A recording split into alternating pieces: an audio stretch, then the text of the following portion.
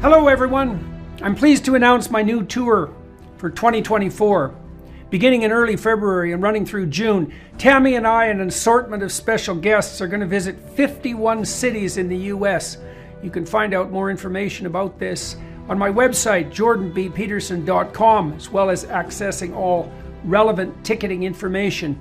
I'm going to use the tour to walk through some of the ideas I've been working on in my forthcoming book, out November 2024, We Who Wrestle with God. I'm looking forward to this. I'm thrilled to be able to do it again, and I'll be pleased to see all of you again soon. Bye-bye. I think almost all postmodernism is a form of projection. And so when they suggest that all narratives are about power dynamics, I think what they are saying is they wish to use their narrative as a power dynamic. Narrative, they understand, is the thing that drives human beings. And so what they do is they read their own willingness to drive human beings via a narrative like victim-victimizer into every narrative. So it must be that every narrative is driven by an underlying power substructure because their narrative, they believe, is driven by an underlying power substructure.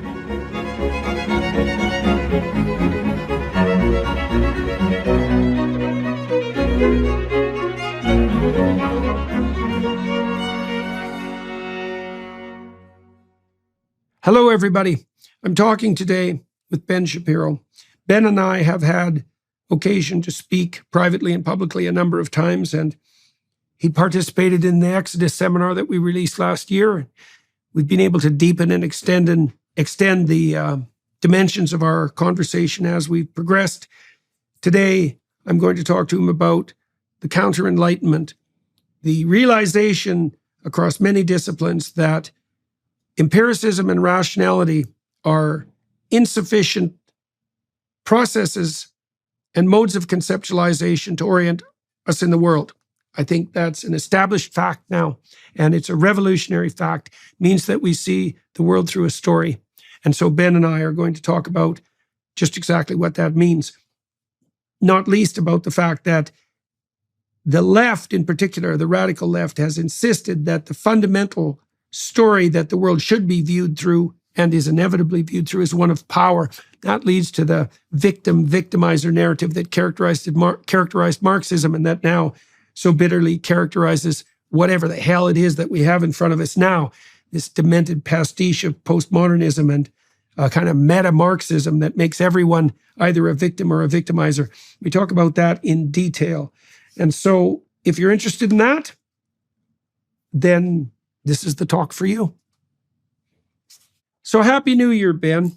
Hey, thank you. Good to see you. Yeah, great to see you. Hey, so I thought we would avoid the political, at least to some degree, for the majority of this conversation. I actually have some ideas I want to talk to you about.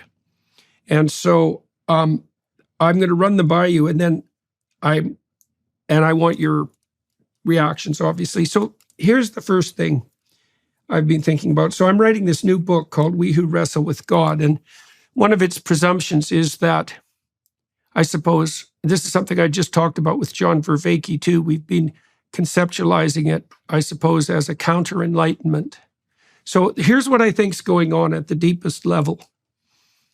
So the Enlightenment was predicated on the idea that we could orient ourselves in the world either empirically as a matter of course, with regards to the data at hand, or rationally using a priori structures of logic, or as a combination of both. But that turns out to be wrong, which is what the postmodernists figured out. And it wasn't just the postmodernists. The AI engineers figured it out at the same time, the cognitive scientists, the affective neuroscientists, people who are studying narrative.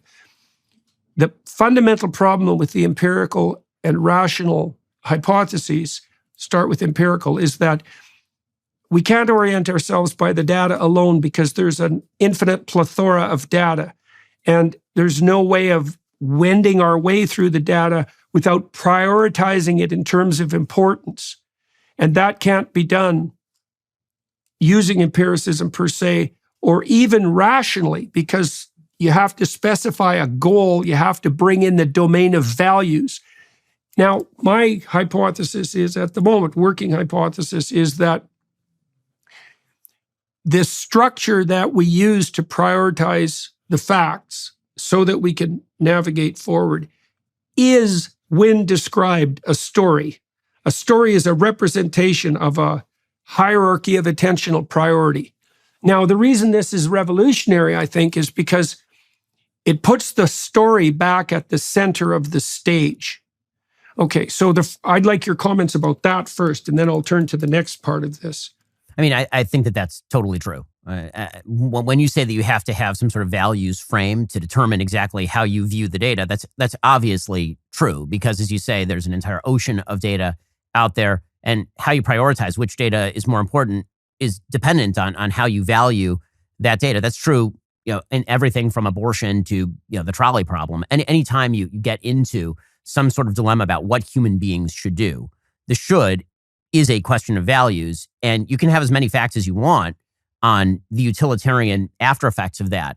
But even the questions of utilitarianism are dependent on questions of values at the end. Yeah. And that's why utilitarianism as a sort of standalone philosophy tends to fail. And when you say that the fill in there is story, because story is a representation of values in an easily understandable way, that is absolutely true. I mean, the fact is that what a story is by nature something that is being told to you. And there's something deeply human about that. When someone tells you a story, you don't tend to question the story in the way a journalist would question a story. When someone says, I'm going to tell you a story now, you listen all the way through to the story with reliance on the storyteller.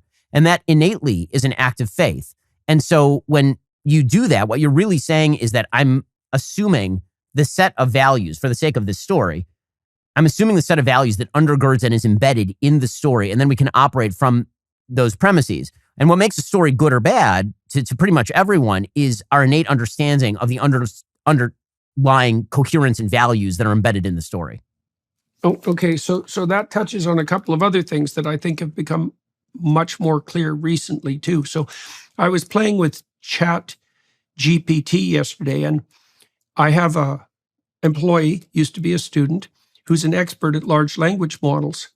Now, the way that large language models work essentially is that they calculate conditional probabilities. And so you could imagine that there's a pretty high conditional probability that an S will follow an E, for example, if you look at how letters are segregated, and a very low probability that X will follow Z. And so you can model words based on the statistical likelihood of the juxtaposition of letters, and then you can model word-to-word correspondences, and then word to phrase, and phrase to sentence, and sentence to sentence, and paragraph to paragraph. And the large language model AI learning systems derive a picture of the statistical relationship between words at pretty much every level of possible statistical relationship. So it's not just word to word like the old Markov chains. It's word to fourth word, and word to fifth word, and word to 10th word. And we actually have no idea how deep the models go. The answer is they go deep enough so that the output that they produce is sufficiently indistinguishable from human output so that we find it acceptable as such. That's really the criteria. But this is very cool, Ben, because when I talked to Sam Harris, one of the things he said to me repeatedly, and he said such things to other people, is that our interpretations of narratives are arbitrary. So he kind of goes postmodern on that front, is that if you're trying to interpret biblical stories, for example, all you're doing is reading into them, right? It's a projection, that the story as such has no intrinsic meaning. But I think that this is not only wrong, but now demonstrated to be wrong, because what the AI LLM systems can do is map out the relationship between words and concepts statistically. So now we have an empirical validation for the Freudian or Jungian notion of symbol. So yesterday, for example, one of the things that I've noted in stories, you see this in Disney movies, for example, is that a character like a witch, which is from a Jungian perspective, a symbol of the negative feminine, that'd be associated with nature and chaos and the unknown and darkness and fecundity. And like there's a web of associated ideas. And you might say, well, those associations are just arbitrary. But now we can say, well, no, they're not, because if you look into the entire linguistic corpus, you can map out the semantic distance between concepts. And that means that there's going to be clusters of concepts, and a cluster of concepts is no different than an archetype or a symbol. And so now we have at hand the possibility of an empirical mapping of such things. And we've been playing with these systems. So we've designed systems, for example, that can interpret dreams. So you can type in your dream and the system will tell you what it means. You might say, well, that interpretation is just arbitrary. And I would say it's not arbitrary at all. Every image in a dream exists within a framework of meaning. The meaning is something like statistical distance from a web of associated meanings. If you flesh out that web of associated meanings, that's no different than delving more deeply into the substructure of the dream. That's no different than a formal analysis of a text, that a real literary critic whose mind has been shaped in some ways the same way that an LLM model has been shaped would so someone with a great corpus of literary knowledge is going to be able to perform the same kind of analysis as an LLM. And none of that's arbitrary. Okay, so the reason I'm pointing to all this is twofold. So you tell me what you think about this. So let's say that we've reached a kind of revolutionary agreement that the story is primary. So there's an implicit framework of value weights through which you look at the world. That constitutes your character and your ethical presuppositions. If I told a story about if I gave an account of how that pattern made itself manifest in the real world, that would be a story. And I can infer from the story what your weights are, and I can use them to adjust mine. Okay, so let's say that all seems appropriate. And I don't think it's just appropriate. I think this has been absolutely demonstrated in multiple disciplines simultaneously in the last 30 years, and that it's culminated in the large language model demonstration, which is an unbelievably compelling demonstration. Okay, so let's say now we've agreed that the story is primary. Now, that's what the postmodernists basically concluded in the 1960s. But here's what they did. They said the story's primary, then, which was a great observation and a brilliant deduction. But then they said, and the primary story is victim-victimizer, right? And that's a strange twist on the Marxism that most of them were already encapsulated in. Now, I've been criticized for my views on postmodernism, my assumption that it's a form of Marxism. And so here's what I think Marxism and postmodernism share, and here's how I think they're different. And this is a good thing for conservatives to know, because so they share the victim-victimizer narrative.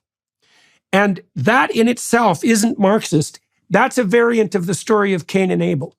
It's the ancient way of viewing the world through the lens of resentment. And Marxism was a variant of that.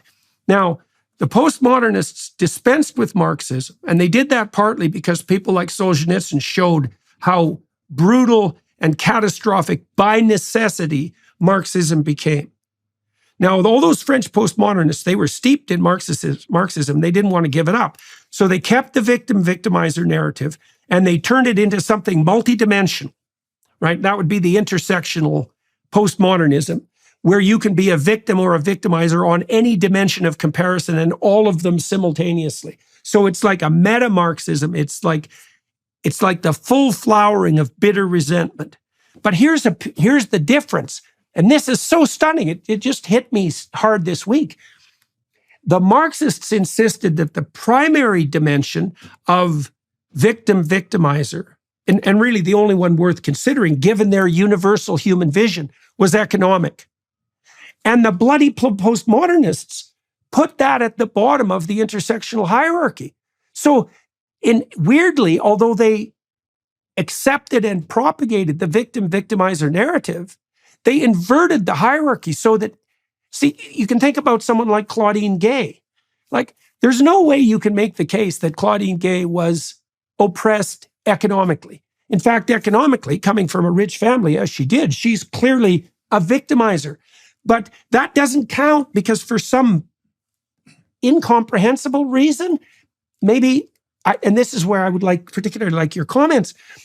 The postmodern victimizer types, they abandoned the economic issue. That's why poor white people can't be oppressed, even though, I think the most compelling case you can make for the victimizer narrative is on the grounds of economic inequality. Now, I'm not saying you can make an overwhelmingly powerful case for it even there, but if you were going to make a case, that would be, you got to give Marx credit for at least identifying that as perhaps the cardinal dimension of potentially tragic inequality. So what do you think about that? The prioritization of Marxism or the victimizer narrative as the cardinal orienting story of mankind, and then this weird inversion of Marxism that characterizes the radicals that we see today. I mean, I certainly think that there's a lot of support for that idea, right? There are a lot of philosophers who, for example, have treated Marxism not as an outgrowth of a capitalist economic theory, but actually as a sort of perverse and twisted outgrowth of a misread of Christianity. That Christianity suggesting that the meek will inherit the earth, but on an economic level, the meek aren't inheriting the earth. Therefore, there must be some form of class exploitation that's going on. And so reading Marxism as a weird offshoot of Christianity rather than a weird offshoot of capitalism is sort of one way of seeing that in a misread of Christianity. Nietzsche actually did some of this, right? Nietzsche actually sort of suggested this when he treated Christianity as a perverse version of a victimizer or victim narrative that replaced the idea of good, strong, and beautiful, and weak, nasty, and terrible, right? That his moral prism was the idea that just because something is good and strong doesn't mean that it's necessarily bad. And he was creating what I think is a perverse view of Christianity as arguing against that, and then creating a victimizer narrative in opposition to that. When you talk about the postmodernists, I think one of the things the postmodernists are doing is I think almost all postmodernism is a form of projection. And so when they suggest that all narratives are about power dynamics, I think what they are saying is they wish to use their narrative as a power dynamic. Narrative, they understand, is the thing that drives human beings.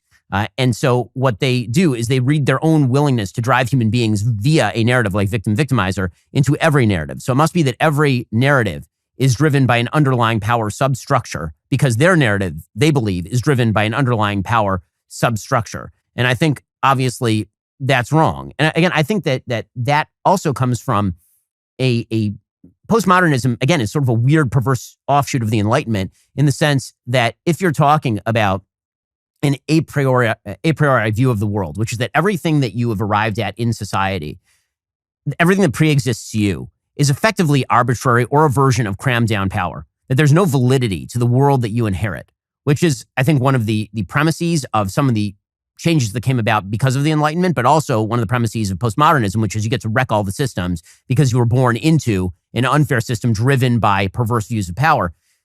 That's the great lie. And so postmodernism has to have its own narrative. I mean, this, of course, is the great kind of meta failing of postmodernism, is that in its desire to destroy all narratives as forms of power, they have to derive their own narrative in order to do that, right? Postmodernism is self-defeating on the very root intellectual level. But that doesn't mean that it's not effective. And again, I think a lot of this lies, a lot of the Enlightenment, the post-Enlightenment, a lot of this lies in, frankly, a perverse misreading of biblical narratives. So let me touch on that one. Okay, so I just wrote about the parable of the unjust steward. Now, it's a very interesting parable. So the story is about this employer, essentially, and he has an employee, a servant, but an employee for all intents and purposes. And he threatens to fire him for misusing his funds. And the employee goes out to some of his subcontractors and he offers them this deal where if they pay off a certain proportion of their debts immediately so that he has some money so that he can move forward in good faith, apart from this side deal with his employer, then everything will be set straight. And so he does that, and he generates enough capital to satisfy his master. Now, there's a certain dishonesty in his maneuverings, but Christ says to his followers that the children of darkness essentially are sometimes wiser than the children of light, and that there's some utility in serving mammon properly, as long as you don't prioritize that over services of what is to the highest. It's a very, very interesting parable. And because, as you mentioned, there's a reading of Christianity that has what you might argue is like an anti-materialist, anti-capitalist, pro-socialist bent. But I believe that a close reading of the Gospels puts that interpretation completely off to the side. There is an emphasis that those who claim false power will be held to account for that, and that those who are just and good but marginalized will be brought to the center. But that has nothing to do with an essential narrative of like fundamental oppression. It's a much deeper idea than that. That true virtue will be rewarded and false virtue punished, even if the false virtue is associated with material prosperity, right? That the truth will be revealed.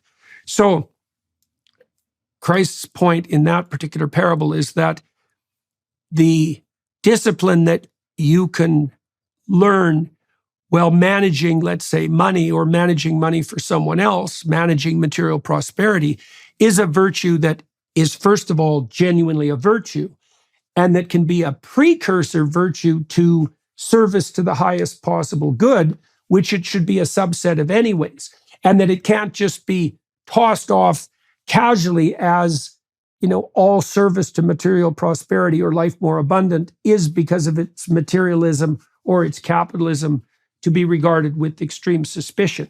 And it's also not money that's regarded.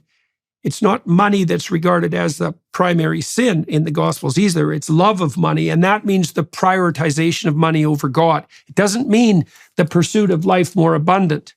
This is also a place, I think, where the Jewish tradition has got things very right, because my sense is there's a laudable emphasis in the Jewish tradition on the goodness of a good life, right? The material, present, physical goodness of a good life. And that is different than that spiritualized reading of Christianity that makes everything in the material world like damned and corrupt by definition. Yeah, it's a very weird take on Christianity, that Christianity is all about vows of poverty.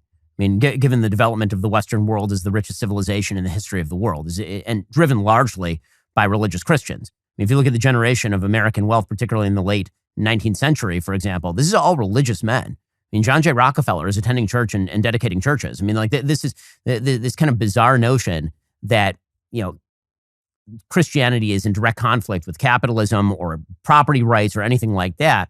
It's obviously foolish and wrong. But that's why I say I think that Marxism is a bastardization in many ways of a misread of the Bible. And I think that so many of our problems, because let's be real about this, the Bible shaped the modern world. And so that means that even the perverse offshoots of the Bible shape the modern world. And so even the victimizer narratives that we see in the Bible, many of them are deliberately or maybe not deliberately missing the point. I mean, when people look at the Cain versus Abel narrative and they say that what that story is actually about, for example, is Cain being he's vicious and he treats himself as a victim, and Abel's the victimizer, and therefore he kills Abel, and therefore he's punished. The reality is what that story is about is him recognizing the sin of that. I think that the Cain and Abel story, what's fascinating about the Cain and Abel story is everybody misses the end of the Cain and Abel story. The very end of that story is not just Cain going wandering in the wilderness. It's that he's the first person in the Bible who actually does repentance before God. He says, I've sinned. And then God marks him with the mark of Cain. And the mark of Cain is meant to protect him, right? The mark of Cain is not meant to mark him for murder. He says, I'm going to wander, I'm being an outcast, people are going to kill me. And God says, I'm going to give you this mark specifically to protect you because you've repented of the victimizer sin. America is currently experiencing an invasion. A lot of people coming in from Uzbekistan, Afghanistan, Iraq, Syria. Is there a fair bit of gang affiliation among? Always. These people are just crossing the border illegally, waving their hands in the air at our cameras, saying, hey, here I am, come get me. We're no longer the border patrol, we're the welcome patrol. The #1 site in America for fentanyl trafficking across the border. And if Joe Biden remains in office, it's only going to get worse. I'm Ben Shapiro, and this is the Divided States of Biden, invasion on the southern border. Watch now on Daily Wire Plus. Starting a business can be tough, especially knowing how to run your online storefront. Thanks to Shopify, it's easier than ever. Shopify is the global commerce platform that helps you sell at every stage of your business. From the launch your online shop stage all the way to the did we just hit 1 million orders stage, Shopify's there to help you grow. Our marketing team uses Shopify every day to sell our merchandise, and we love how easy it is to add more items, ship products, and track conversions. Shopify helps you turn browsers into buyers with the internet's best converting checkout, up to 36% better compared to other leading commerce platforms. No matter how big you want to grow, Shopify gives you everything you need to take control and take your business to the next level. Sign up for a $1 per month trial period at shopify.com/JBP. Go to shopify.com/JBP now to grow your business no matter what stage you're at. That's shopify.com/JBP. Well, and he also says, he says that the sin that he's committed is more than he can bear. And I believe the reason for that is very much germane to the current political situation too, is that if you associate success of any sort with power, oppression, and corruption, and we should say that when success goes wrong, by the way, it does go wrong in the direction of power, right? So that power is a corrupting force, and there is a narrative of power. It's not the fundamental narrative. When Cain tears down his ideal, right, because his ideal is clearly Abel, it's Abel he wants to be, and he wants the relationship between Abel and the divine to characterize his life, and then he destroys that completely in a fit of absolute spite and resentment, and that's when he goes to God and says that his punishment is more than he can bear. And that's because if you do tear down the ideal, like if you identify success with oppression, then, well, all your success instantly becomes nothing but evidence of your evil. Well, you can't imagine, as a psychologist, understanding how reward works. I can't imagine a conceptual scheme more devastating to the function of the natural reward systems than to associate the attainment of a goal with what's most malevolent, right? There's nothing worse you can do than that. And, to give the devil his due. So one of the things I've been thinking, tell me what you think about this. I've been writing about this with Jonathan Pageau. We wrote an article for the Ark on this topic. Pageau walked me through one of the images in the book of Revelation. And in the book of Revelation, you see the whore of Babylon on the back of the beast that represents the state, this multi-headed beast. So the multi-headed beast is sort of a degenerate version of the unity of the state. It started to deteriorate, so now it sprouts multiple heads, right? Diversity heads, you might say, right? Right, and I mean that in some real way, because if the state isn't unified, it's fragmented. And a fragmented beast has multiple heads, and the heads can fight. So there's the demented state. On top of the demented state, on its back, is the whore of Babylon. And so the way that we've read that is that when the patriarchal structure deteriorates, so when masculinity itself becomes corrupt, the corruption of femininity accompanies it. And the destruction of femininity is something like the disinhibition of female sexuality. Maybe it's transformation into a marketable commodity. That's a good way of thinking about it. You can think about that in terms of OnlyFans and online pornography and all of that immediate, or even the selling of women in short-term relationships for sexual purposes. Women can sell themselves, just like pimps can sell them. And so there's this correspondence between the beast, the patriarchal beast destabilizing, and then the feminine destabilizing. And of course, it has to be that way because one sex can't destabilize without the other. Now, what's cool about this from a conceptual perspective is that the beast ends up killing the whore. And so here's a reading of that, is that the power-mad state will draw you into its clutches with the promises of unbridled hedonism, right? It says, like, you give us the power and we'll enable you to do whatever you want, right? Which means to fall prey to your short-term hedonic whims. But then the consequence of that, of course, is that the tyrannical state, once instantiated, makes any pleasure of any sort whatsoever not only impossible, but forbidden. And then one more thing on top of that. So imagine we're in a situation where God has died, and so the thing that united us has disintegrated. So now we've fallen into a state of disunion. Then you might ask, well, what powers arise in the aftermath of the dissolution of what's unified? And here's some answers.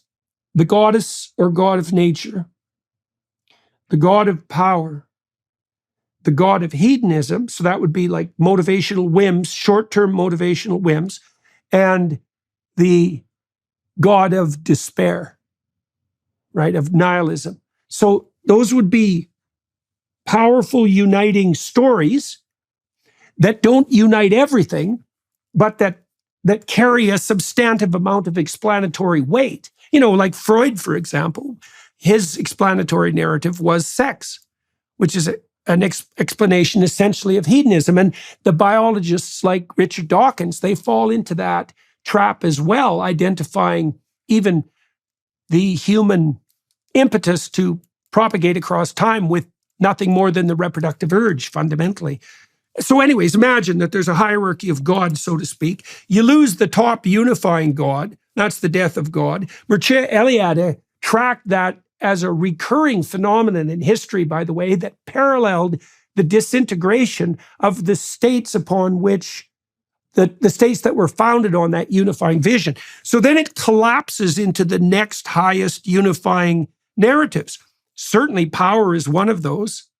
Hedonism is one of those. And then they have an alignment. There's another twist on that too, which is that one of the things you might ask yourself is, why would you want to pursue power? And the answer would be, well, so I can compel other people to do things. And then you might say, well, compel them to do what? And then the answer to that's got to be something like, well, I want them to do what I want them to do. And so that way, power becomes the handmaiden of hedonism. And I think we see that in the modern radical leftist movements as well, because they are characterized by an unholy union of absolutely licentious hedonism and this insane insistence that power rules everything. And as you pointed out, that also justifies the use of power. I mean, I think that's also the only promise that the left in this context has been able to fulfill. Meaning that the promise of tearing down the existing systems was that it was going to bring about human fulfillment, a kinder, better world, a more accepting and tolerant world, and unbridled hedonism. Well, it turns out that the last of those is the only one that has actually been fulfilled in the modern world, and the others are all lacking. The others are just not there because you actually need intermediate social institutions built from the ground up in order to actually provide for human fulfillment or human unity or any of these other things. But what you can do is if you wreck all the intermediate institutions and you turn everybody into an atomized individual, you can certainly guarantee them the pursuit of whatever hedonistic pleasure is available. But that's only for a time. I mean, as you mentioned, at a certain point, if there is to be any unifying factor at all, the power is going to have to crush that too. Because, I mean, and this is what Orwell says in 1984, essentially, is that if the hedonic will exists in opposition to other wills, it cannot be a Rousseauian general will. Right? There can't really be a Rousseauian general will to just giant hedonic pleasure. Eventually, those hedonic pleasures come into conflict with one another. Right, eventually. exactly. That's exactly why. Well, they're also there's another reason too. So even technically speaking, the hedonic drives are primordial. Sex, for example, or aggression. And one of the things that characterizes primordial drives, apart from their power and their multiplicity, which can put them in conflict, as you said, is their short-term nature. So one of the things Pajot has walked through with me is, this is a very smart idea too. So imagine that the unifying structure of the meta-narrative deteriorates, and what you get emerging are a variety of states of potential domination by hedonistic whims, emotions and motivations fundamentally. Now, they're very short-term in their orientation because they want what they want in a single-minded way. That's what a cyclops is, by the way. They want what they want in a single-minded way, and they want it bloody well now. And they want it for the person in question. Now, the problem with that is that what I want now for me is not the principle upon which any social relationship can be founded, right? Because if it's for me only now, which is, by the way, the identity claims of the radical leftists, right? If it's for me now, it's certainly not for my wife. It's certainly not for my children or my parents. It's not for the broader community. Like, there's no there's no productive, generous, reciprocal altruism in atomized individualism. And so then it can't survive. So one of the things we are seeing, I talked to Louise Perry about this too, on the sexual revolution front, is that even without government suppression of sexuality, let's say, what we're seeing is a wide-scale abandonment of sexuality, such that this is particularly true in Japan and South Korea. I think it's 30% now of young people in Japan and Korea under the ages of 30 are virgins. We see it now that half of women in the West are unmarried at 30. Half of them won't have children, and 90% of them will regret it. We see the wide-scale turning to pornography, right? And you could think about that as the ultimate expression of short-term hedonic gratification. But we see the consequence of that, and the consequence of that is inability to perform sexually and the disruption of actual relationships. So I don't even think we'd have to see the state itself turn into a totalitarian beast and eradicate hedonism. I think that the pursuit of short-term desire, which is also, by the way, what psychopaths do, right? Like, here's something cool. I've looked at the literature, psychological literature on this in depth recently. So that hedonistic mating strategy of one night stand, let's say, that absolutely characterizes psychopaths.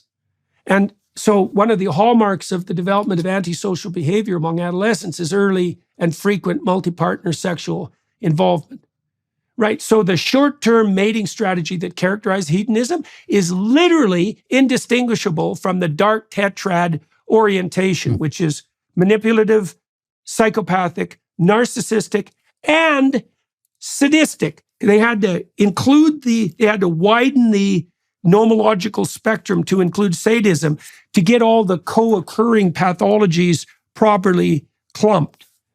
And so it's so interesting, that this is something women should know. If you're dating a man whose fundamental orientation is short-term sexual gratification, he's either pursuing a psychopathic path of manipulation or you're training him to become that person.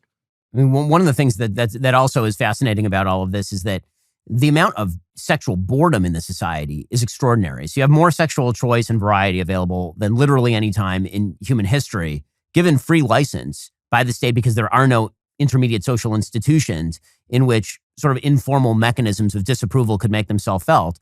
And one of the things, it turns out psychologically, that human beings are turned on by is taboo. And so when you get rid of literally every taboo, then people tend to get bored. And then the question is... Yeah, well, there's no novelty. Right, exactly. Novelty goes away, and particularly men are driven by sexual novelty. It's something that is very deeply ingrained. And the power of what marriage was supposed to be is it takes this short-term hedonic desire, and it's said, because female virtue still existed, that in order for you to obtain this, you're going to have to sublimate that desire for the building of something greater. I mean, the part of Freud that everybody ignores is the part where Freud actually is in favor of sublimation. Yeah, right?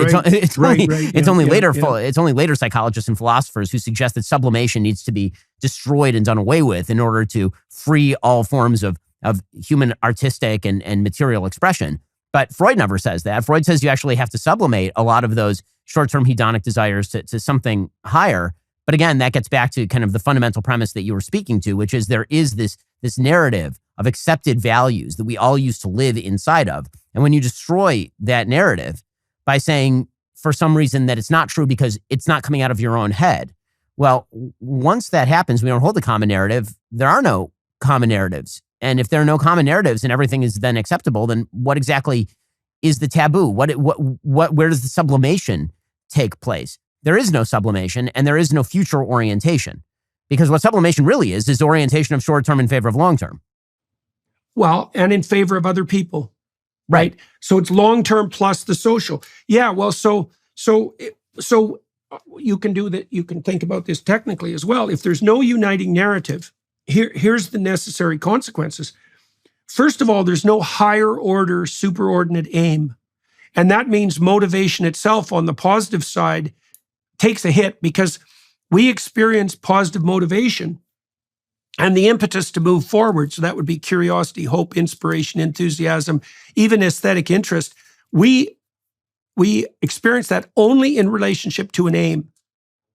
And so if you destroy the ultimate aim, you destroy the structure upon which reward itself is dependent, apart from satiation-induced rewards, right? And they produce quiescence, not movement forward. Okay, so you lose positive emotion.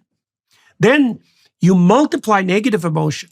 And the reason you do that is because one of the things that constrains your anxiety response, which is actually a calculation of the entropic distance to a given destination, technically, is if you produce a multiplicity of aims, then you increase anxiety proportionately. Now, there's probably some optimization function so that like a choice between 3 aims is great and a choice between 100 is devastating.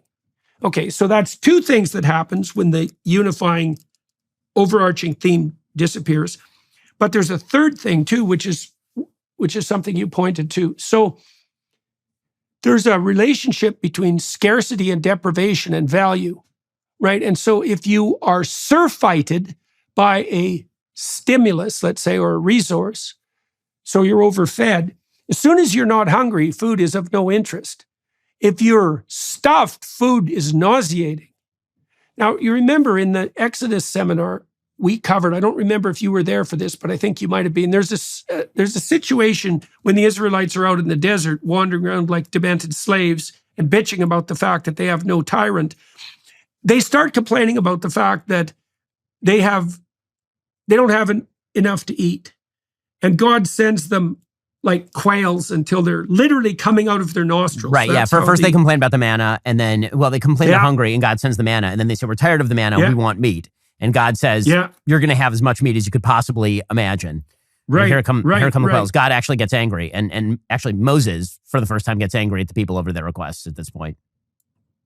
Right. Well, and what happens is because they have an absolute surplus of what they hypothetically find desirable, it becomes disgusting. And this is certainly the danger on the sexual front. So we don't know, we actually don't know how much deprivation is necessary for proper sexual function to make itself manifest, right? Is that you have to, and it doesn't take much thought to figure this out. It's a rare person who hasn't primed their appetite with hunger before a Thanksgiving feast, right? You don't want to have a plate of pancakes at 5 o'clock if you're going to have a Thanksgiving feast at 6. And you might say, well, why not? Because more is better. And the answer is no. The right amount is better, and the right amount involves a certain amount of deprivation. And I think I read this interesting article yesterday showing that women are more likely to lose romantic interest as a relationship progresses than men. I don't think that's surprising. They're higher in trait neuroticism, so they're more likely to experience negative emotion. And then women have more. Their response to sexuality is more multidimensional than men because the risks are higher. In any case, one of the ways around that is for men and women in a marriage to stay apart from each other for periods of, these researchers looked at 8 hours. If you get some distance, the desire reemerges. And then you were talking about novelty. And so this is pretty interesting too. So you said men will chase novelty in a sexual relationship. Well, I think part of what is incumbent on married individuals is to figure out how to keep that novelty alive, right? So that means that each of them have to be transforming. And I think the best way to do that is in relationship to a spiritual pursuit.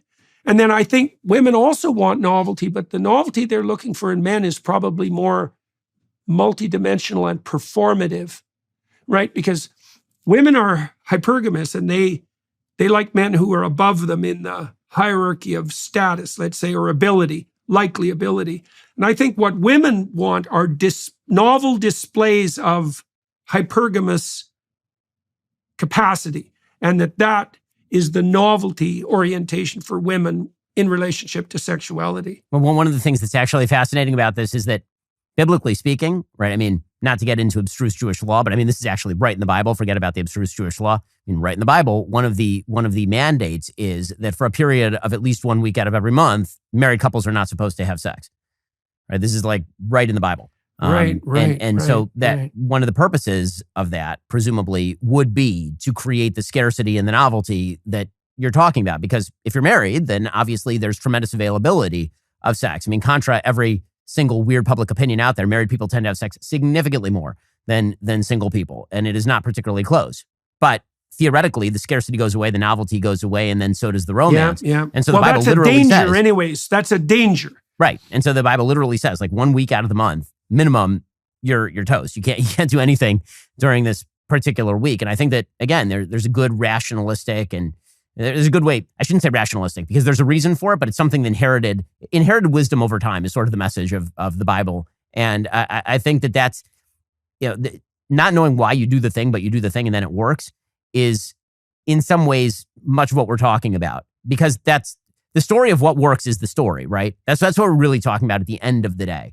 Yeah, what works, all things considered over the longest possible span of time and situation. Yeah, and so with regards to narrative, so you imagine that each person's life is a narrative, right, when described. Now, there's a competition for validity between those narratives. And here's what we do. So Mircea Eliade had tracked this with regard to the development of religious narratives.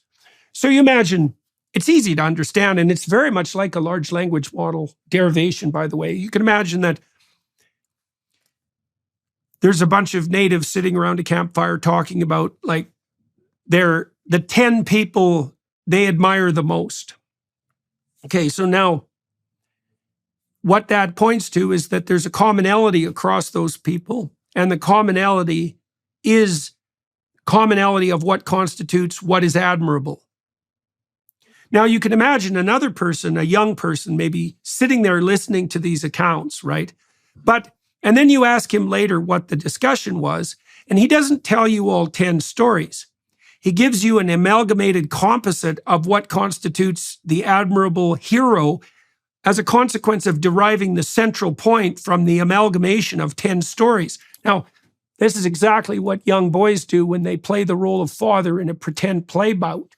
They don't actually imitate directly through one-to-one corresponding mimicry the actions of their father. They watch their father in multiple situations and abstract out the commonalities that make him a father. Right, so we abstract out the commonalities of admirability across a set of compelling stories. Those stories echo to us because they attract our interest, right? So that's the correspondence between the archetype and the soul. That's a good way of thinking about it. And then you can imagine that as the hero stories aggregate and increase in sophistication, that their transcendent nature starts to make itself more and more manifest because you get a pattern that's been applicable across many generations and situations. And so this is also the answer to the problem of pathological consensus. Like it's a conservative dictum that you should do, by and large, what other people do. But obviously that goes astray in times like when we're possessed by idolatry and ideological idiocy. Nazi Germany, Maoist China, Stalinist Soviet Union, and all modern universities, let's say. So then you might say, well, we still need the consensus. And what has worked and what we've observed to work is a consensus. What do we do if that goes astray? And the answer is, well, we also have the consensus that's developed across time. And the consensus that's developed across time is instantiated in our traditional narratives. So they're an anchor that can be used to resist movement, let's say, in a pathological direction when the consensus itself goes wrong. That's what it looks like to me. And I think that's associated with the vertical axis of Mount Sinai symbolically, as well as the horizontal axis that really does constitute something like a consensus. So, Jordan, I wonder what you think about this proposition that's occurring to me while you're talking, which is that one of the great failures that we're experiencing in modern society obviously is a failure of conversation, that there's a difference between verbal and oral learning and just reading things. And that as we become a society where we don't talk to each other as much, that one of the things you lose about the narrative is the person who's telling you the narrative.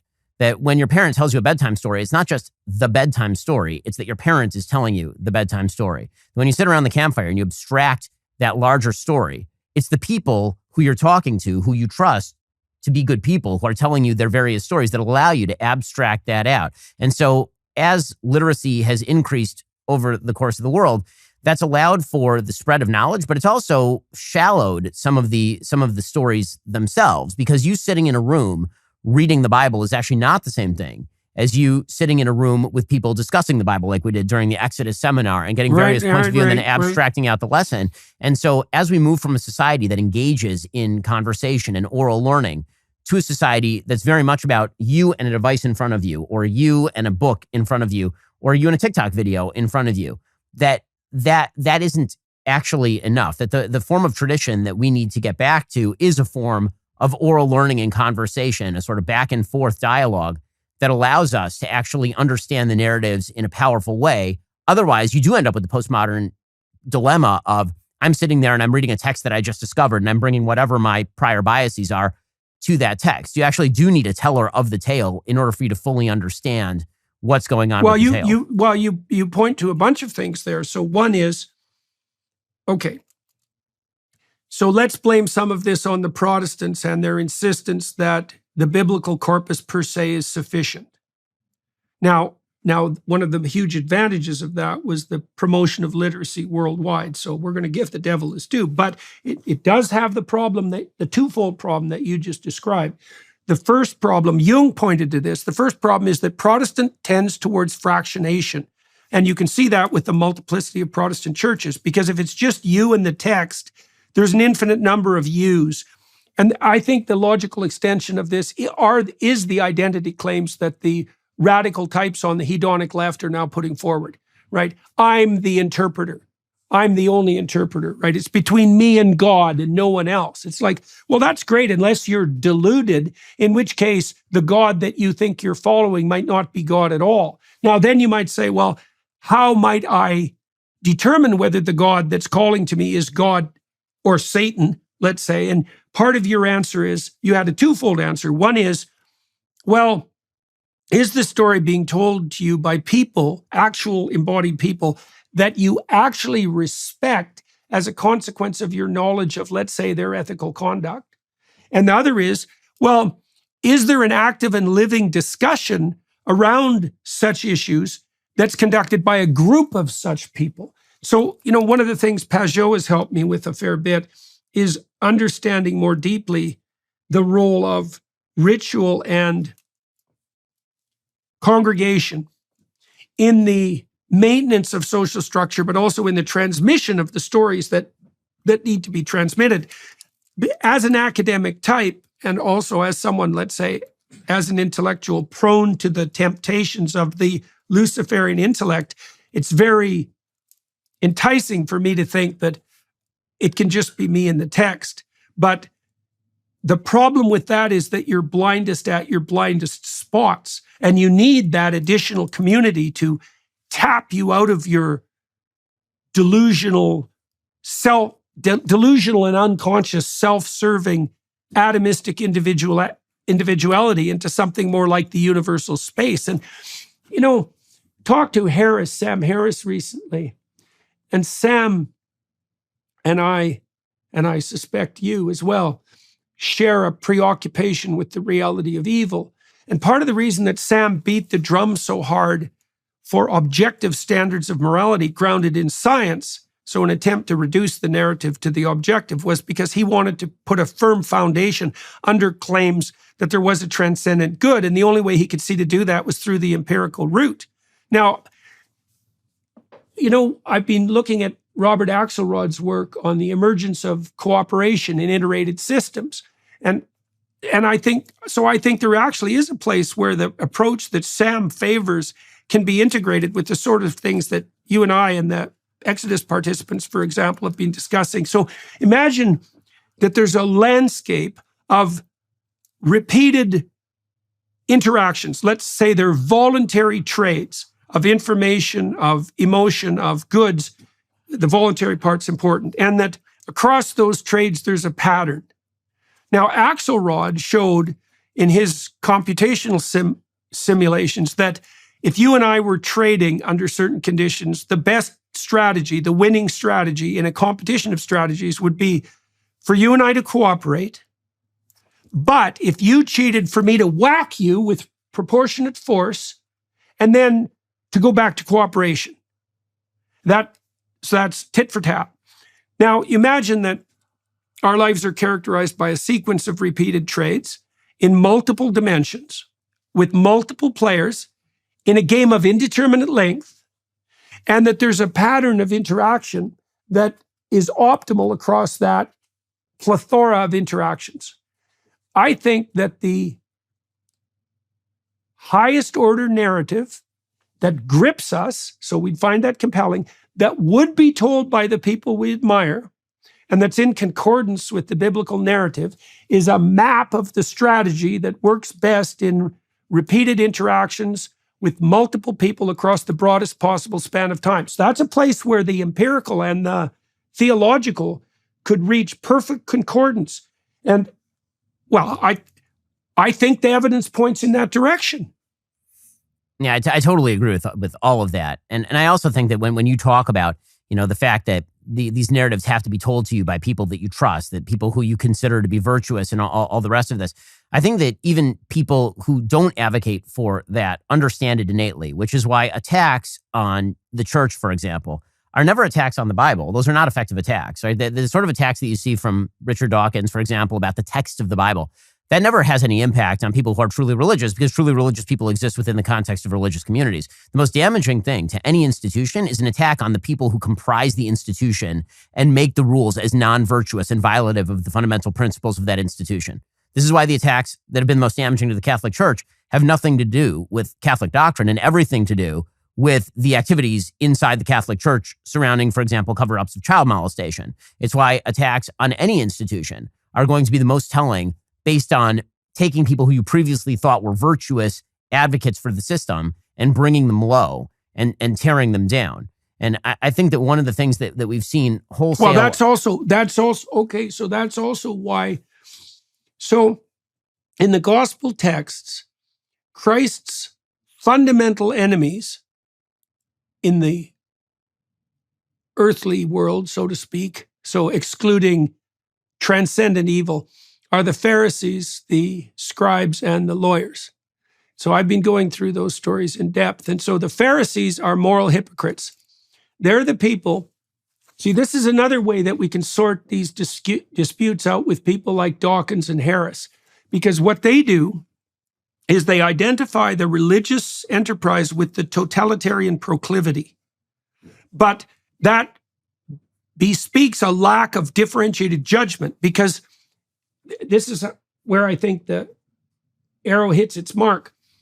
The worst totalitarian hypocrites use the religious enterprise as the most effective disguise for their psychopathic maneuverings. And I think the separation of church and state is a protection against that. And we know this clinically to some degree, because if I'm a narcissist, a psychopathic narcissist, I'm going to claim victim status and milk the compassionate for all they're worth, being relatively callous myself and unfeeling in the presence of other people's pain, perfectly willing to manipulate that. And then I'm also going to proclaim, exactly as the Pharisees do in the gospel text, I'm going to proclaim my moral virtue to elevate my standing in the community. I'm going to pray in public like the protesters do, and I'm going to take the best seats in the synagogue, right, by parading around my moral virtue. And so that ties into what you're saying, because the most effective way of demolishing the traditional proprieties, the traditional endeavor, is to claim to embody them while using God's name in vain, while pretending moral virtue, oriented towards the highest, I'm saving the planet, while really, in reality, doing nothing but pursuing your own evil agenda. And so we could be wise enough to see the wolves in sheep's clothing, to see the totalitarians like the Iranian fundamentalists who use the religious enterprise to justify their own self-serving behavior, and then they milk it and they discredit it simultaneously. So that's like a truly malevolent act, right? It's only for you, plus it discredits what is holy. And that's praying in public. And there's tremendous amount of the gospel text devoted to insisting that that's a cardinal ill. And that's the same thing as using God's name in vain, the third commandment of Moses. right? And I think it's one of the cardinal sins of our time is to parade your moral virtue around in the name of what's holiest when all you're doing is elevating your own moral status. I mean, I certainly think that that's the case. And I also think that we have to be careful on the other side not to fall into the easy use of the charge of hypocrisy to destroy the principle. Because you can see that exact same attack being wildly misused. Right? You can see everyone is sinful. And so the idea is that if I can discredit an idea by attacking the advocates of the idea as sinful, well, then you can basically destroy any ideology that way. It's why religious people, for example, very often say, oh, we're held to a higher standard. Well, I mean, to be fair, you should be held to a higher standard. You do proclaim to be religious, but it's also very easy to destroy entire swaths of ideology based on this and using human beings' inherent fallenness and inherent sinfulness in order to discredit, and you see this literally with every ideology, right? Capitalism is bad because Bernie Madoff exists. Okay. So I got a good story about that for you. So you remember in the story of Noah, so Noah shepherds his family and the human race, for that matter, through the return of the pre-cosmogonic chaos, right? The waters come back, God floods everything, returning it to the state that preceded creation and brings up a new civilization. And Noah's to thank for that. Now, he goes out after he lands, because it's been a harrowing trip, let's say, plants a vineyard and proceeds to get rip-roaring drunk. And so that's a human failing. And Noah's only characterized in that text as wise in his generations, right? He's not a saint. He's not the savior. He's a good man, but a man, so he has faults. Now, here's what happens. This is so cool. So he drinks like 3 gallons of wine and passes out, and he's stark naked. I think his robes are lifted up over his body, and he's laying there in his tent exposed and naked. And his son, Ham, comes along and has a pretty good laugh about how stupid his father is, which is a pretty damn ungrateful thing to do. And foolish, because Ham it'd be a great accomplishment of Ham to be half the man that his father was. So anyways, he laughs at Noah, and then he gets his brothers and he says, hey, the old man's, drunk out of his mind. Why don't we go? And he's all sprawled out. Let's go over there and we can all join in a good laugh. And his other sons, Noah's other sons, take a blanket and they back into the tent and they cover Noah. Okay, and so they show him respect despite his flaws. Now, the way that story ends is that, in tradition, is that slaves are the descendants of Ham. And so the moral of the story is that if you're foolish enough to dispense with your wise traditions, because you can point to flaws that inherit to men better than you, far better than you, let's say Thomas Jefferson, for example, that you are walking a pathway that will turn you and your descendants into the slaves of people who have proper respect for tradition. And that seems to me to be, that's spot on. That's dead on. It nails the pride, because Canada is unbelievably appalling in this regard.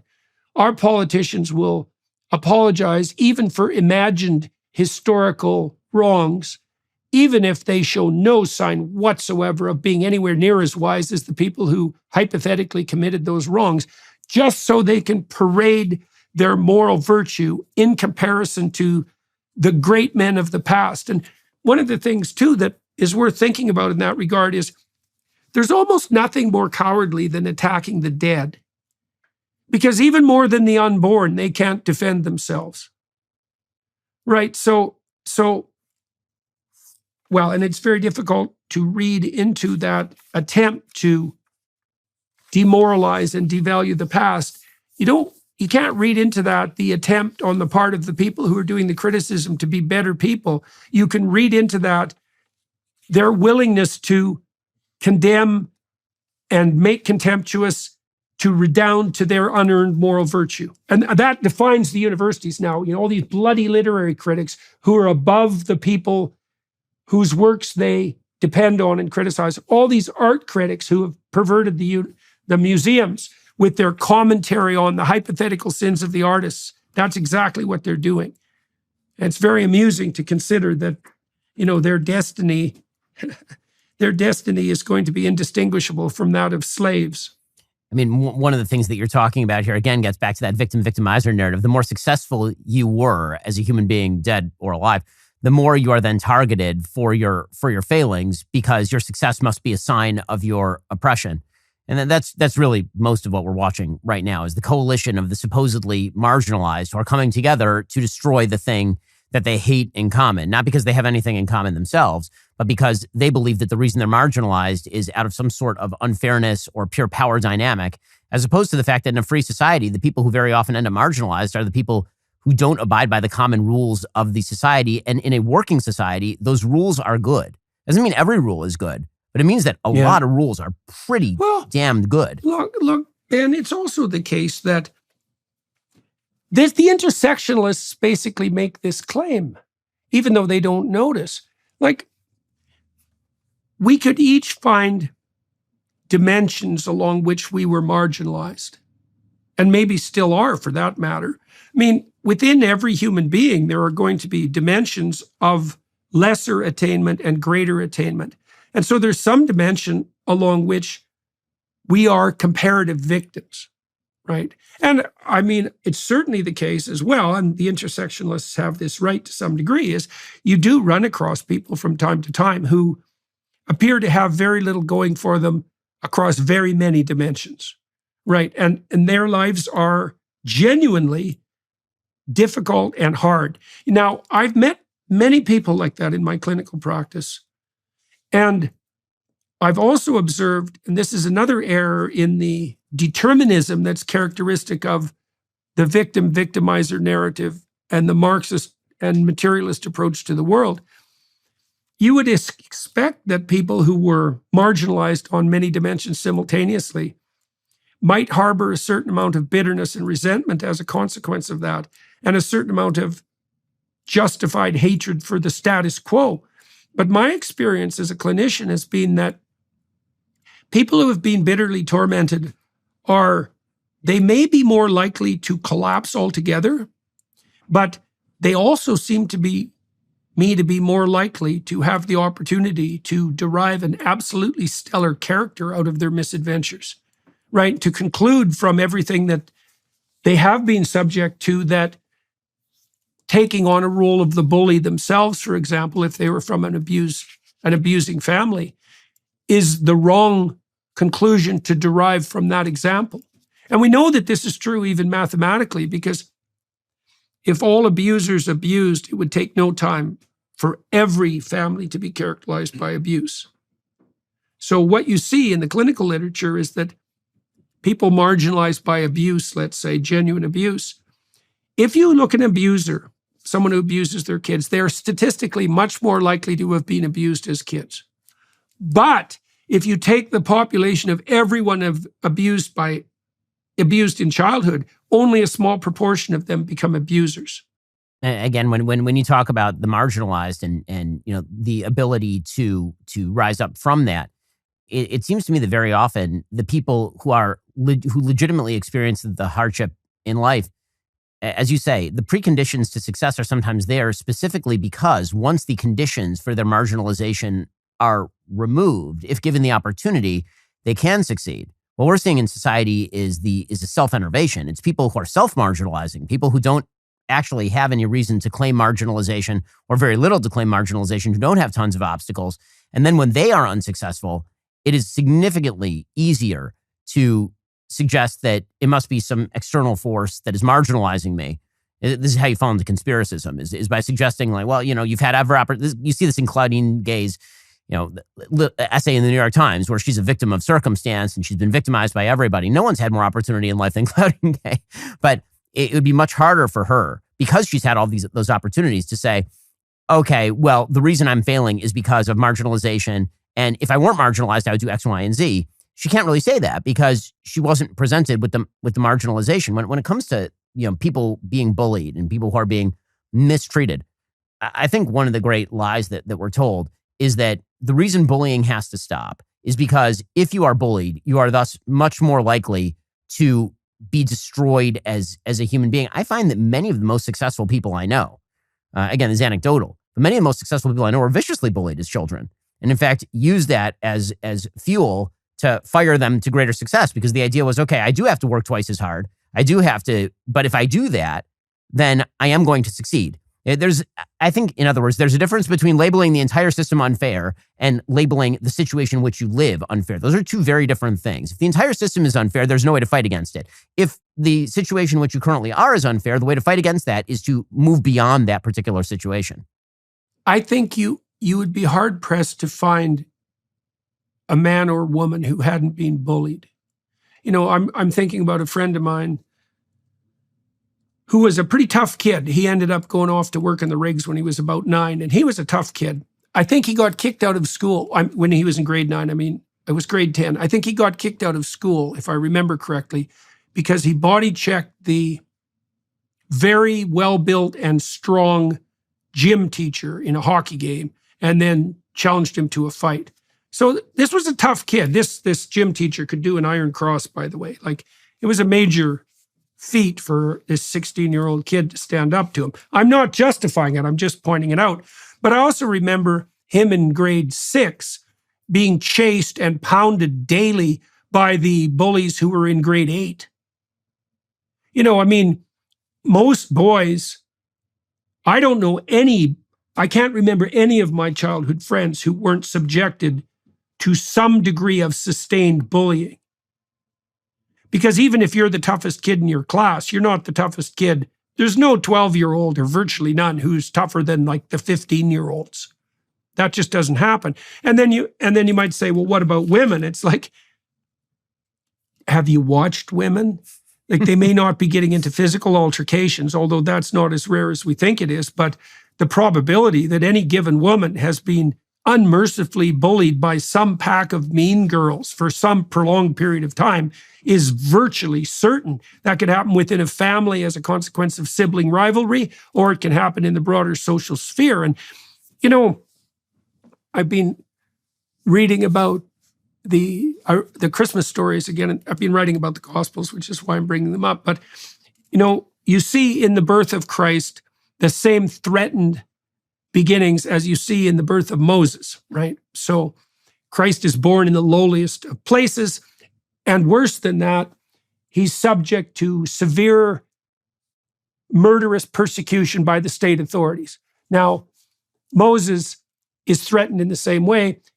He's born to Jewish slaves, and the Pharaoh determines that all the firstborns are going to be killed. Now, you might ask, well, why are these two great heroes presented as victims? And the answer is, well, the vulnerability that enables us to weave a victim-victimizer narrative around our own lives is built into every life. Like, everyone starts out unbelievably vulnerable and subject to the depredations of nature, chaos, and the depredations of the social order. And we all have to contend with that. And one conclusion to draw from that is that the world is dominated by power. The proper story is oppressor and oppressed. And the appropriate response is the kind of bitter resentment that characterized Cain. And another response is power corrupts, and the world is full of unfortunate vulnerability. But our job is to act as moral agents, to not make a bad situation worse, and to strive toward the good. And it's also the claim that our reliable traditions were founded on the latter proposition and not on the basis of power. And I also think, so I looked into the anthropological literature on the tradition of the elder. So most societies have elders. Now, if the Marxists were correct, the elders would be the rich people who had power, and they would have been using their socioeconomic status as a kind of cudgel to dominate the positions of authority. But that isn't what happens in the anthropological literature. The elders are, I think the easiest way to characterize them, they're people who have a lengthy, publicly observable, and genuine history of honesty, productivity, and generosity.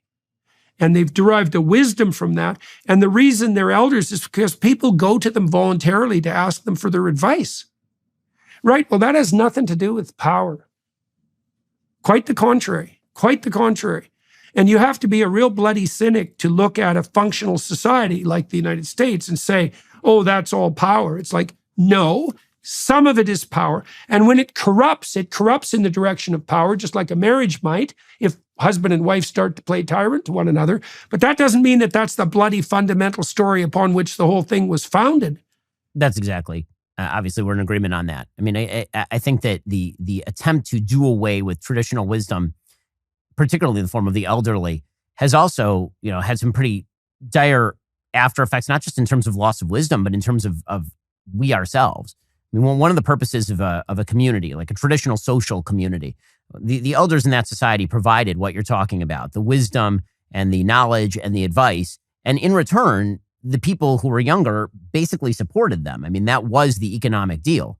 You supported your parents. And one of the reasons that people had kids is because they knew that in their old age, they would have to be supported by their children, but their responsibilities were not alleviated. The grandparents had a major role to play in kinship networks. It's not as though they just sort of dropped off and lived in the back room and watched TV all day. They actually had a role to play in child care and child's rearing and advice to parents and all the rest of this sort of stuff. And then gradually, as we saw the encroachment of an ever larger state that basically took away the responsibility of parents to grandparents, what you saw is the marginalization of the elderly. It didn't make the elderly more valuable. It made them significantly less valuable. The fact that you as a child were supposed to support your parents meant that you also made demands of your parents, like, I need your advice on something. I want to know what's going on. Being able to just, ship grandma off to an old age home or shuffle her onto Social Security and then, let her spend her waning years watching soap operas, it's been devastating for not only the elderly in the United States who have largely been marginalized, but to younger generations who really need the wisdom of the elderly in order to continue to function. We've broken the chain of transmission, and we have done that through, I think, economic methods. And one of the great untold stories that I think some of the nationalist conservatives have right is that economic conditions have broken down many of the social relationships that were not primarily economic, but had economic benefits to them that have now been removed by the state. Now, I think where the nationalist conservatives are wrong is they attribute that to capitalism, whereas I think that it's much more state interventionism in these particular areas, alleviating burdens of responsibility. But one of the things that at root is that we tend to think in Western society of responsibility as burden, when in fact responsibility for the vast majority of people across time is actually a form of freedom. Responsibility. I mean, it's meaning and freedom. Yeah. Yes. I mean, it's why as you become older, you as a person want more responsibility. You don't just want the ability to go out on a Saturday night. You also want the responsibility that comes along with that, because every duty, every freedom is going to come along with a certain level of additional responsibility if you want to use that freedom wisely. It's why, when you see small children, I watch my own kids, right? They're 9, 7, 3, and 7 months. When I watch them, the thing that they play at is not actually like cruising around in the car. What they tend to play at is the role play of responsibility. It's why small girls play at being mom, right? They take dolls and they play at being mom. It's why young boys will play at building things. It's an actual social function that they are playing at very often. And that's something that kids aspire to. And then we as adults are like, well, I can't believe my kids they can't wait to become adults. Look at all the responsibilities I have. But remember back to when you were a kid, that was a cool thing. Responsibility was a cool thing. And I mean, I still think as an adult that responsibility is a cool thing. Oh, I think definitely. The coolest thing that I do is the stuff that I'm responsible for, whether it's my kids and my wife and my household, or whether it's the employees of my company. Like that, the more responsibility you have, I think, frankly, the cooler your life is, because those things don't hem you down. They define you. Without that, what exactly? Well, we could say responsibility voluntarily undertaken and accepted. Yes. Right. Yeah. I don't think there's any difference between that and meaning. Now, if it's forced on you, that's a different story. But we also know from the biblical corpus as well that there's a tremendous emphasis by God, let's say, on objecting strenuously to excessive use of force. Never use force if it's not justified. And it's justified in the most constrained of circumstances. Moses is bitterly punished for using force, even at the end of his life. So here's something too with regards to your observation on the older people. Jonathan Haidt has written a fair bit about the coddling of the American mind, and we see the infantilization of children and young adults and even adults themselves increasingly characterizing educational institutions, say. But maybe part of that is a consequence of the breakdown of intergenerational transmission of knowledge with regards to child rearing, because one of the things I've noticed with my kids is that like they had the model of our family for disciplining, for disciplinary practices, and they know those models. But I've watched, and it's often useful for them to have the example of the response of Tammy and I to the misbehavior of our grandchildren to bolster my children in their conviction that intervening to discipline them so that they're socially desirable is acceptable. So imagine this, Ben. So the fundamental drive behind infant care is service to the infant, self-sacrificing service to the infant. And the rule is, if the infant manifests any displays of distress, that your primary moral obligation is to alleviate that. And that's 100% true for the first 8 months, let's say. Okay, so the default feminine proclivity is the amelioration of emotional distress. Immediate amelioration of emotional distress. Now, that becomes problematic when there's a conflict between short-term emotional distress and long-term thriving. And you might say that the role of wisdom is to know when to step in to allow short-term emotional distress to be tolerated or even encouraged if the benefit is an increment in long-term adaptation. Now, older people are wise enough to know, well, your kid wants that toy in the grocery store right now and is willing to have a fit about it. But if you give in to his tantrum and reward it, you're going to produce a child who other children can't stand because he'll play in that infantile manner whenever he's in a social circumstance. Now, you can model that with new parents and say, look, here's how you regulate the child's emotional distress. And you can say, and you want to do that so your child's well socialized so that everyone will like him or her so they can engage in productive reciprocal interactions. But I don't think you can do that with just advice. I think you have to model it.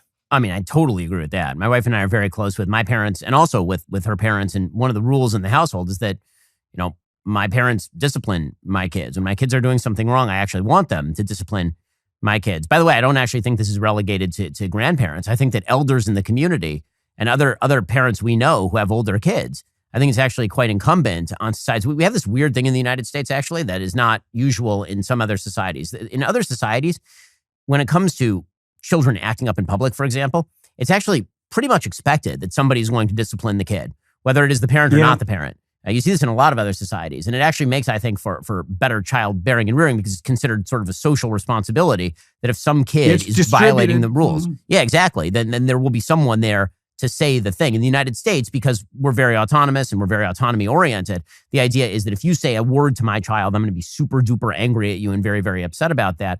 But I don't actually think that that's right. And it's certainly not true in, for example, my own religious community. If we're over at somebody's house, and we're constantly interacting, obviously, with people in my immediate religious community. It's a very tight-knit community.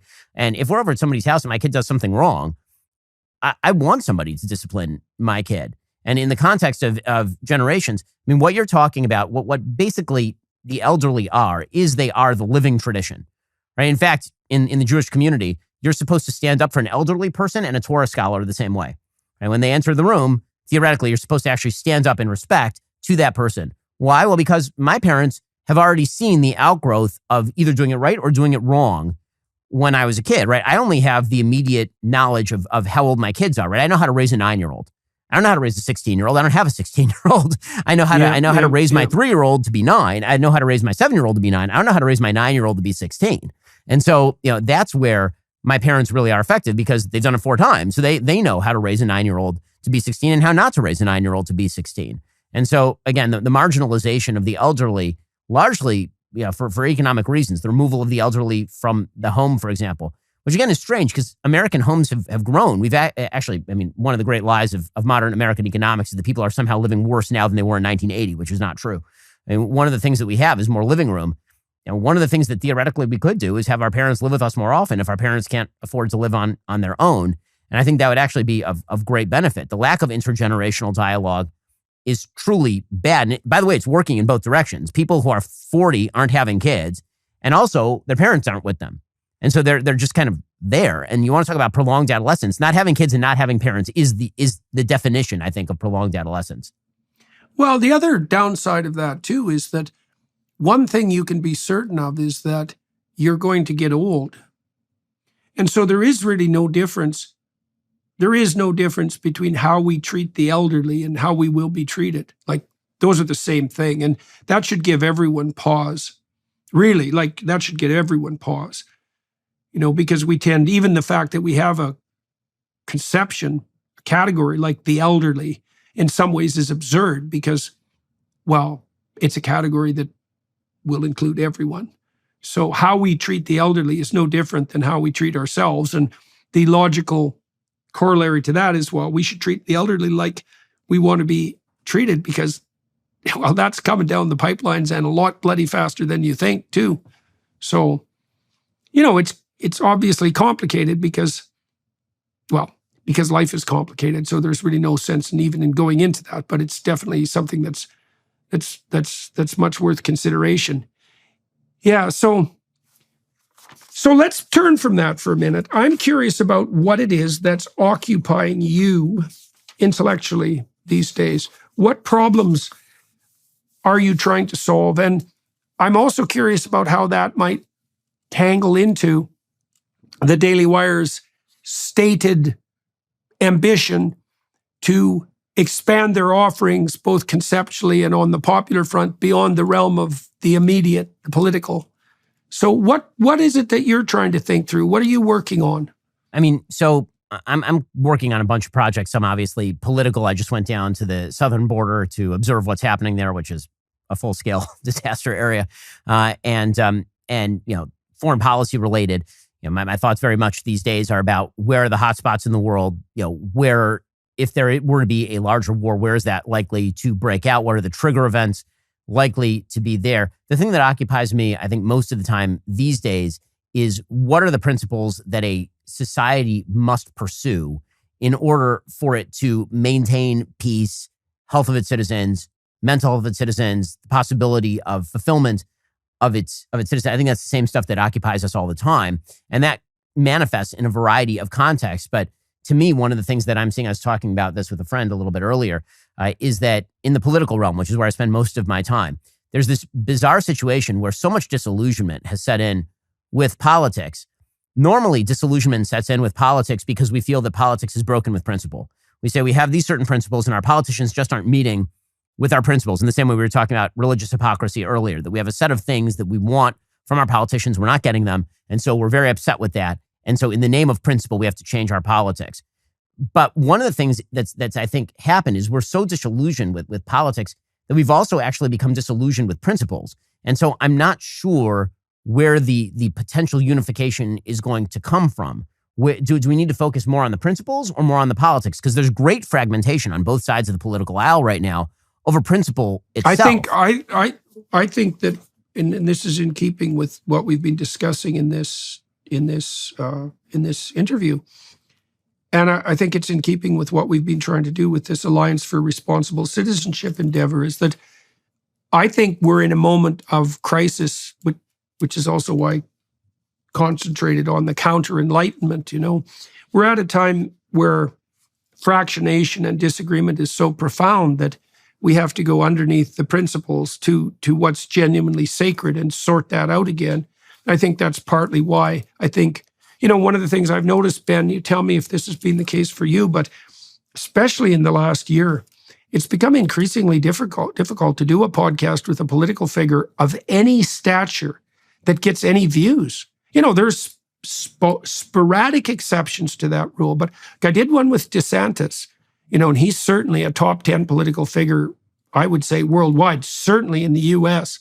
And he did a credible job, but the view count was not great. And certainly the lesser political figures in terms of general popularity that I've interviewed, Mike Pence, for example, and Chris Christie and others, they're performing dismally. We also saw at the ARC conference that people who spoke about first principles had videos that went viral when we released them on YouTube. And anybody who spoke politically, just nothing. Like, it didn't matter what their reputation was, man. It didn't even really matter what their quality of speech was. If they weren't addressing even what was under first principles, there was no interest.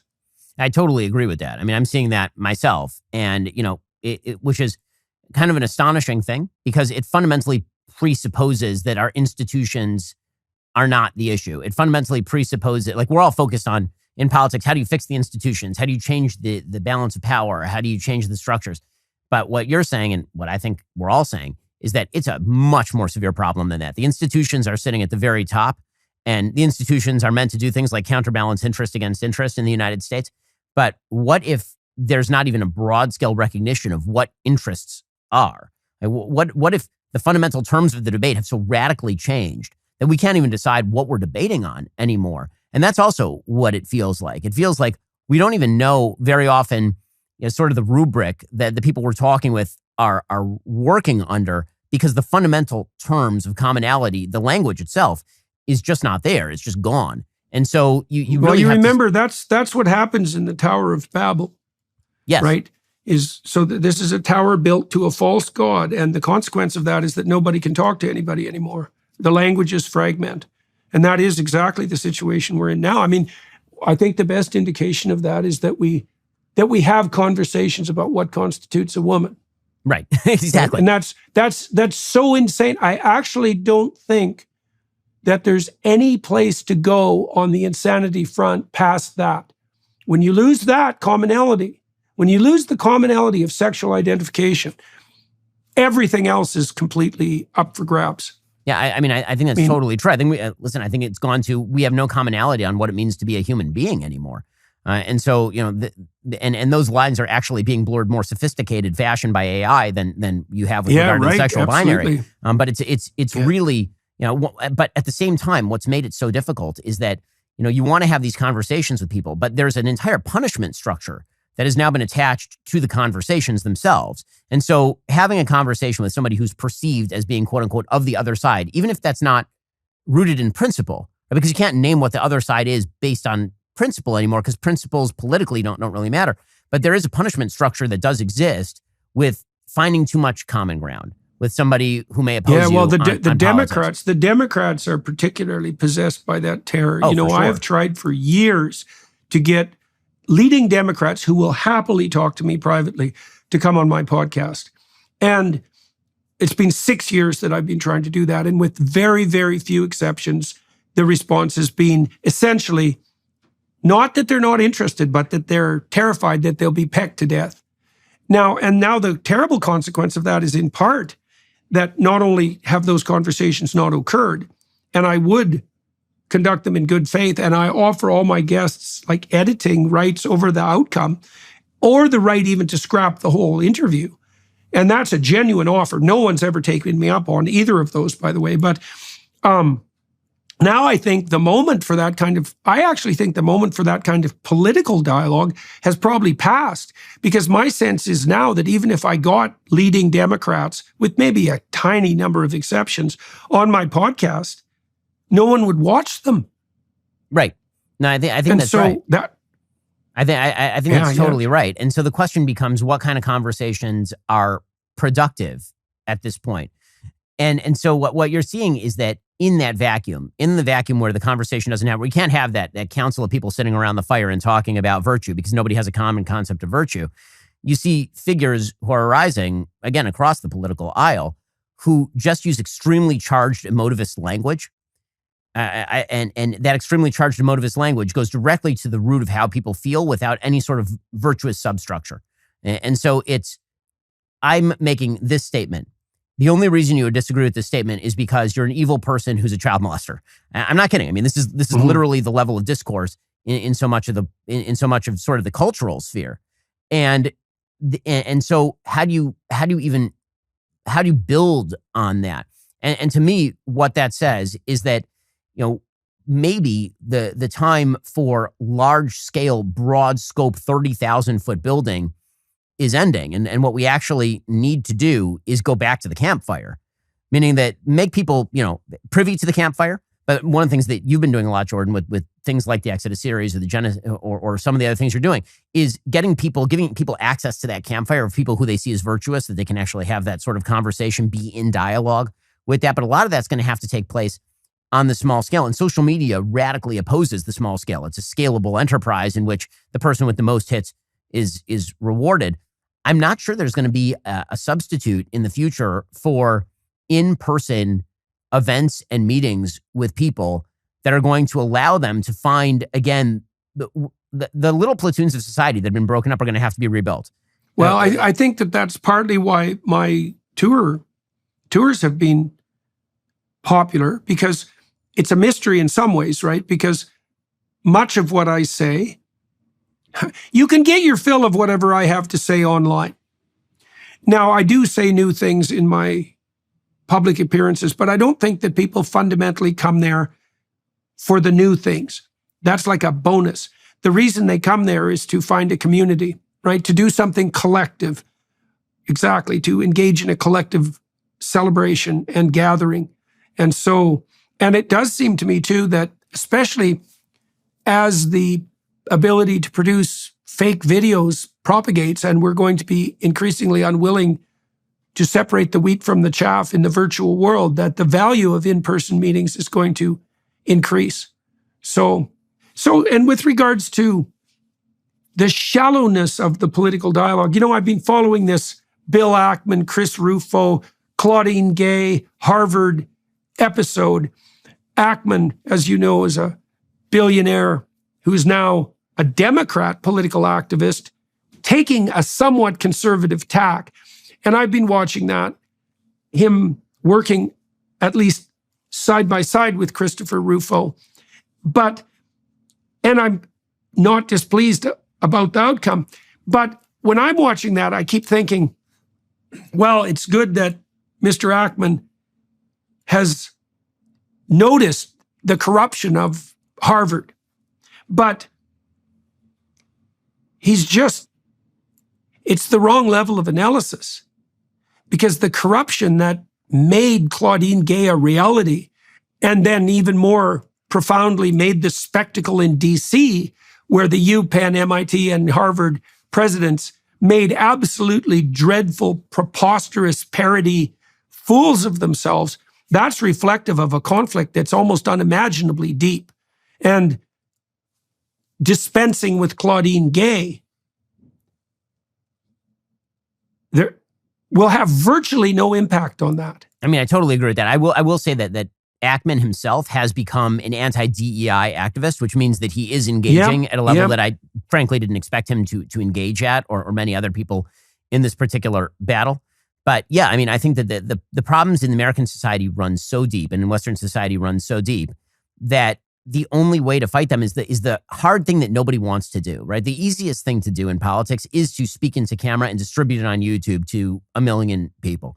Right? You can do that. That's not super hard to do. The hard thing to do is to raise a good family. The hard thing to do is to join a religious community. The hard thing to do is to actually build again those structures that we all took for granted for literally dozens of generations over time, that have been completely eviscerated and destroyed. That's so hard to do and so intimidating to do that it almost feels useless while you're doing it, because the scale of the problem is so large that it feels like when you're piling a pebble, atop a wall, and then the tsunami is coming, what are you doing? But the answer is that, again, it's going to take a lot of pebbles to actually build that wall. Well, it's also the case too that in some ways, even within the scope of your own argument, is an illusion. Like if it turns out that the stability of the West is predicated on the sanctity of marriage and the stability of the family, then what that genuinely means is that there is nothing more important that you can do, despite surface appearances, than to be faithful to your wife and to raise your family properly.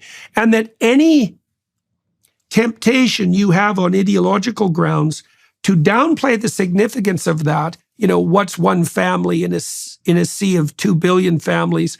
That's the quick nihilistic response. That's all delusion.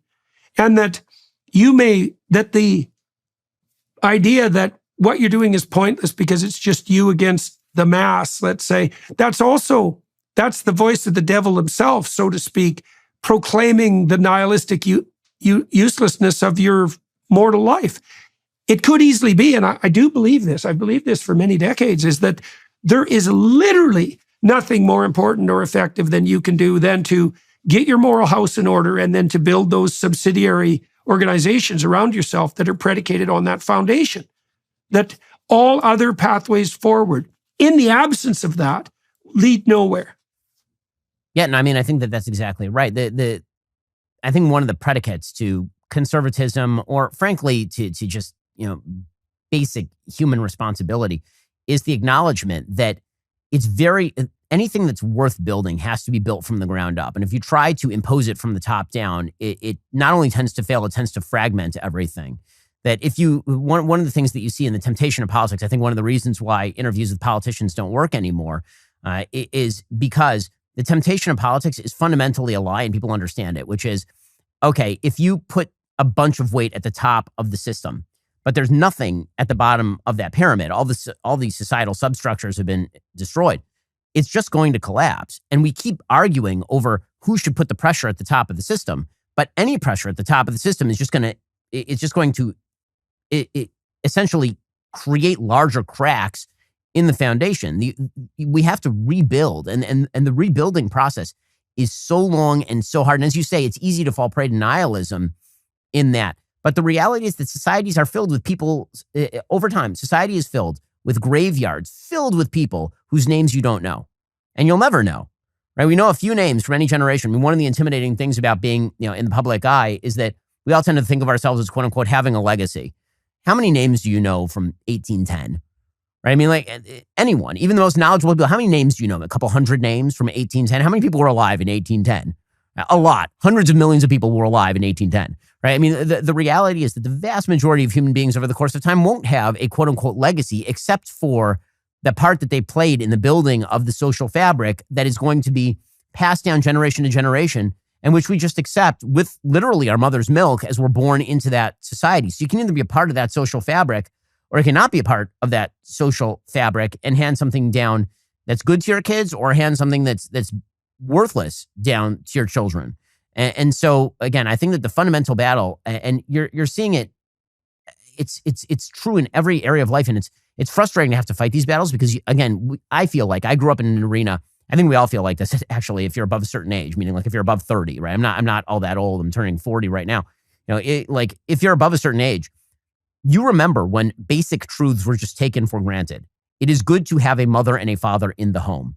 It is a positive good to have children. It's not a matter of apathy as to whether people have kids. People should have kids. It is good to have kids. It is good to have multiple kids, right? These were all things that everybody, when I was growing up, used to. It is good to see people as individual human beings and not as members of races. These were all things that we took for granted. And now we're having to re-argue first principles.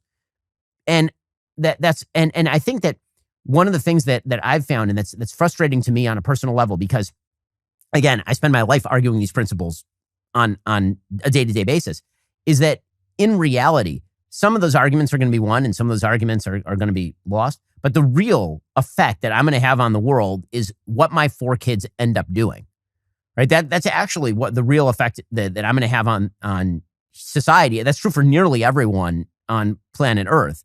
I may be able to have like a slightly outsized effect in just the fact that I can convince some people that they should do the things that I think are worthwhile in life, get married, have kids. Maybe there'll be a few thousand people over the course of my career who do better things with their life because they listen to my show. But in reality, like the most long-lasting thing that you can do is not the rational. It's actually it's the things that we do and we don't know why. One of the things that I think, the rationalists have gotten totally wrong, and there's a lot of good psychological and biological evidence that you know way better than I do, is that we tend to come up with rationalizations post hoc. Right? There's plenty of evidence to this effect that if you literally, if you literally, are the study that I'm thinking of is one where, effectively speaking, you are prodded to move your limbs in a particular way. And then you are asked about why you moved your limbs in that particular, and you will make up an excuse. You will actually try to justify why this thing happened, and you weren't just like physically, forced to do the thing. That is the reality of human life, is that most of the things that we do are not driven by us rationalizing the things that we do. We're rationalizing activities that have been promulgated and made second nature to us, and sometimes first nature to us, over time. And you wreck those fences, you wreck that whole system at your own peril. And that's what we have done. And so rebuilding that is not a matter of a day. It's not a matter of a week or a month or a year. It's a matter of centuries. When you shatter a stained glass window, it took you a moment to shatter the stained glass window. It may take years to rebuild that stained glass window. And that's the part that's intimidating and very difficult. And the way the stained glass window is actually rebuilt is not even by drawing the schematic of the stained glass window, which is, I think, something you and I both try to do daily. Somebody's actually going to have to go out, find the sand, make the glass, color the glass, create all of those structures. And that's the hard part. Yep. Well, that's a good place to end, Ben. And it's a good time to end. Most of you watching will know that I'll follow this with another half an hour on the Daily Wire side. And I'm going to walk Ben through some autobiographical material, which I'm looking forward to.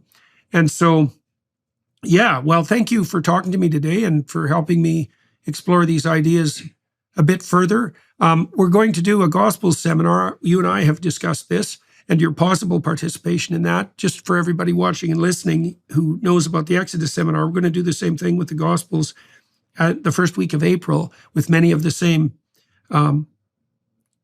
usual criminals, you might say. And so I hope some of you are interested in that. I'm certainly interested in that. It's going to be very, I learned a tremendous amount in that Exodus seminar, and I'm hoping that the same thing will happen when we reconvene. And I'm very happy with the Daily Wire for facilitating that, and also for all the success we had with the Exodus seminar, which that's gone extraordinarily well. And I think it speaks, that fact, which is a very unlikely fact, that did happen, that it went well, and that it was popularly received, also speaks to exactly what we were discussing today, which is this widespread cultural hunger for a proper discussion of really the sacred, what's even underneath first principles. And so it's very useful to be engaged in yet another conversation that pushes that along. So anyways, we'll turn over to the Daily Wire Plus side for everyone who's watching and listening. You could join us there. And to you, Ben, thank you for talking to me today, and to everybody here in Toronto for making this possible, and the film crew there. All right, Ben, good talking to you. Thanks so much.